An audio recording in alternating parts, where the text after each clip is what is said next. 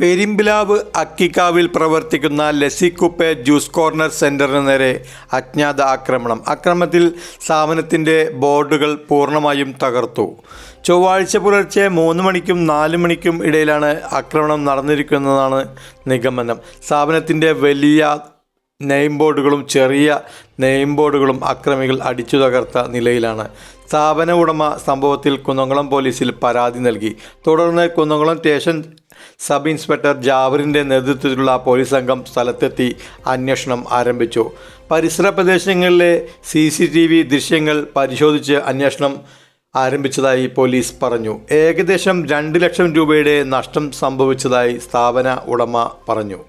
സംഭവത്തിൽ Kerala hotel and restaurant association Perumpilavu unit യോഗം ചേർന്ന് പ്രതിഷേധം രേഖപ്പെടുത്തി.